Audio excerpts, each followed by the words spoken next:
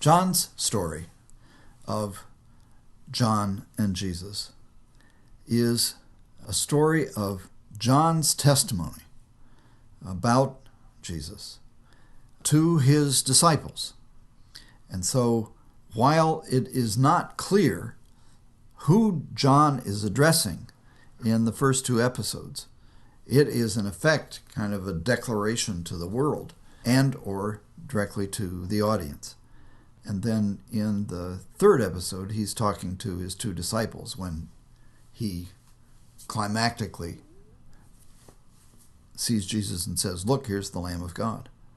These first three episodes are dense with verbal threads.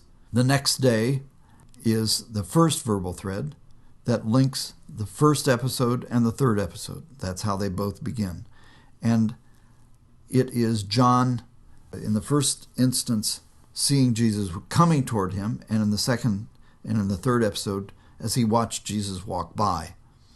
And then the Lamb of God. So both of those episodes have similar motifs at the beginning of the episodes.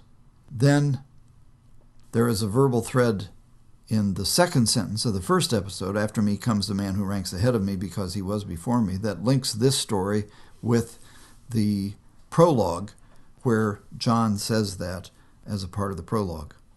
Another verbal thread that connects the first two episodes is, "I myself did not know him," and then something about the baptizing with water. So in the first one, "I myself did not know him, but I came baptizing with water." And the second, "I myself did not know him, but the one who sent me to baptize with water said to me."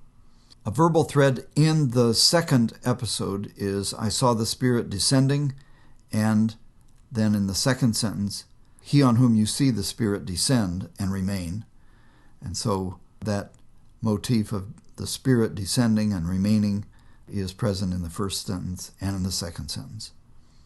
And then there is the motif of testifying that again links the first and the third sentence in that second episode. John testified, and then he says, "I myself have seen and have testified that this is the Son of God." Another verbal thread that links the first and the third episode is, "Here is the Lamb of God who takes away the sin of the world." And in the third episode, the climax of this first part of the story, "Look, here's the Lamb of God." So John's speeches here are dense with verbal connection and of his development of these themes. The only significant verbal thread in the second half of the story of the disciples following Jesus is, "Where are you staying?" And so they asked him, "Where are you staying?" And they came and saw where he was staying. This motif ends with the climactic statement, "It was about 4:00 in the afternoon."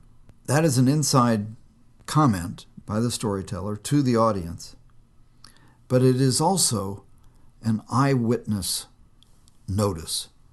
It is one of those details that would only have been known and even have been continued in terms of the storytelling tradition because it had that eyewitness character. Only they would have remembered what time in the afternoon it was.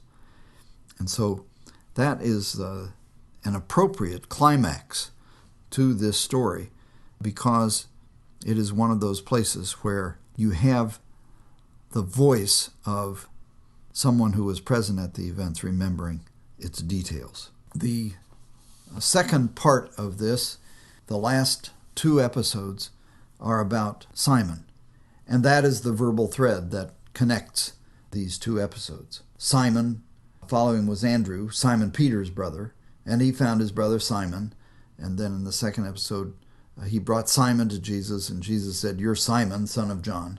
And so this is all about names and nicknames. So these two brothers, and as the climax of the first episode is, we found the Messiah. So, that's something that people have been looking for in Israel for hundreds of years. So It's a big deal.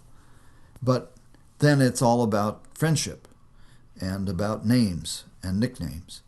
And so the sign of Jesus' special relationship with Simon is his giving him this nickname, Cephas, in Aramaic, which is translated then Peter in Greek. So he has a Greek name and an Aramaic name, and that was normal for people in the period of Jesus' life in Galilee. There were a number of his disciples who had Hebrew names. There were disciples who had Greek names. It was all about that intermix of cultures. So this is a story that has tremendous intimacy of relationship between John and his recognition of Jesus, and then between Jesus and his first disciples.